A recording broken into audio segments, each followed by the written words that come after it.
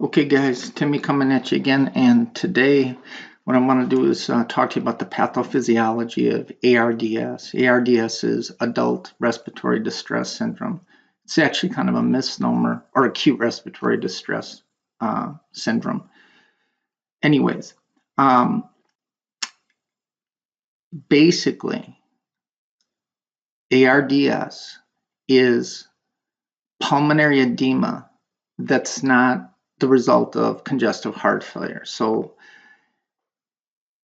it's damage to the alveoli and the pulmonary capillaries, and that results in fluid, plasma from the blood being pushed into the alveoli. So if we look here, here's a normal pulmonary capillary, and then here's a normal alveoli. And you have what's called the hyaline membrane, which is a very, very thin protein membrane within the lining of the alveoli. Now, one of the most common causes of ARDS is sepsis. And sepsis, by definition, is when you get blood into the central circulation. And bacteria into the central circulation. And as a result, you're going to get this huge immune response. And remember that the primary function of the immune system is to produce inflammation. So as a result of sepsis being the number one cause, you're going to get damage to the capillary membrane. Holes will be poked essentially into the capillary membrane, and that will result in fluid, plasma from the blood to begin to leak into the alveoli. Now, it's much easier to exchange gases from the alveoli into the blood or from the blood into the alveoli if there's no fluid that accumulates in the alveoli. So once that fluid accumulates in the alveoli, then gas exchange becomes very, very difficult. And what really ultimately happens, because carbon dioxide is like 20 times more diffusible than oxygen, the result is that you have this significant drop in oxygenation of the blood, and they develop what's called hypoxemia, or low oxygen in the blood. Now, when you look at this, and here's a little picture, another picture of this.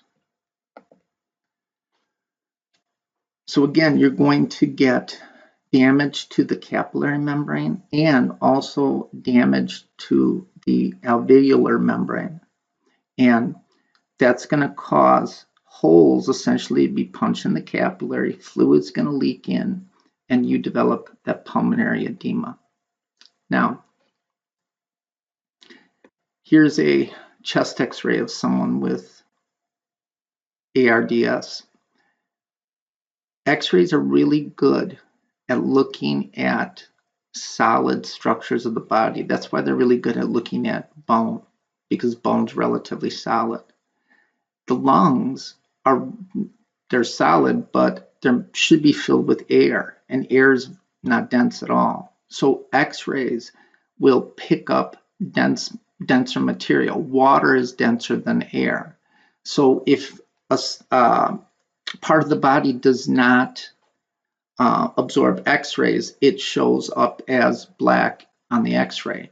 If it does catch some X-rays, then it's going to show up as opaque or white. So as you can see here, normally the lungs should be relatively black, mostly air in there. But here you can see that this guy is developing fluid in his lungs. So this guy is in trouble. Now, some of the potential causes of ARDS are aspiration, like large aspiration. That's why, like in kids, they can develop it, young babies whose swallowing reflex isn't that great. An air embolism can cause that as well. a large amount of air that enters the bloodstream, like a large syringe full of air somebody doesn't like you, and they squirt that into your vein. The amount of air that's typically in an IV tubing isn't enough to cause an air embolism. So I shouldn't be telling you this, but if you got a couple air bubbles in your IV tubing, don't worry, the body will absorb that. Acute pancreatitis, and that is basically due to the massive release of inflammatory chemicals throughout the body. Drug overdose can cause it due to the decrease in ventilation and resulting in atelectasis. Drowning the same way. Drowning, you suck in water, so you get pulmonary edema, and then because you got bad stuff in the water, you're going to get this immune response. Radiation, basically destruction of the alveoli and the capillaries. And sepsis we talked about. And shock for the same reason, that and the most common cause for shock that results in ARDS is septic shock. Smoke inhalation, same thing. And then blood transfusion, a massive amount of blood can cause, even if it's the correct type of blood, can initiate a mild anaphylaxis reaction, and that will result in the ARDS. And then some of the clinical manifestations, obviously, these people are going to have difficulty breathing. When you lack oxygen, that stimulates the sympathetic nervous system. So they're going to be anxious, restless. They're going to have difficulty breathing.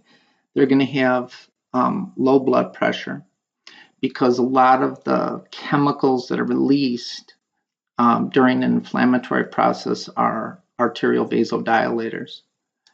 And obviously confusion due to the lack of oxygen, and fatigue, right, because you need oxygen to make ATP.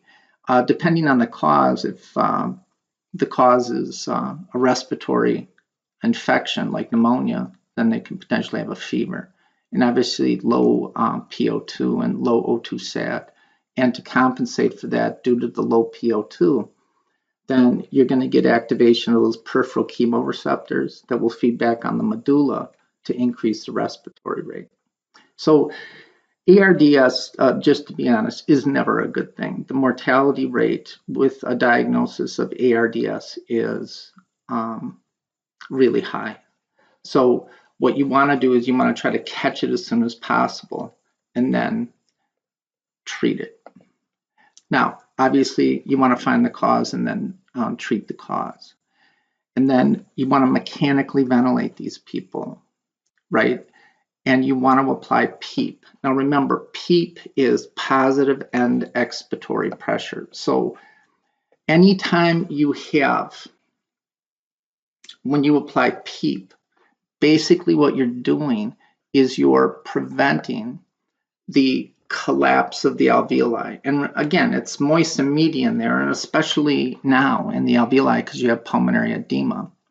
And if you recall from general EMP, that you have these type 2 alveolar cells within the lining of the alveoli that produce surfactant, and surfactant basically prevents the alveolar walls from sticking together.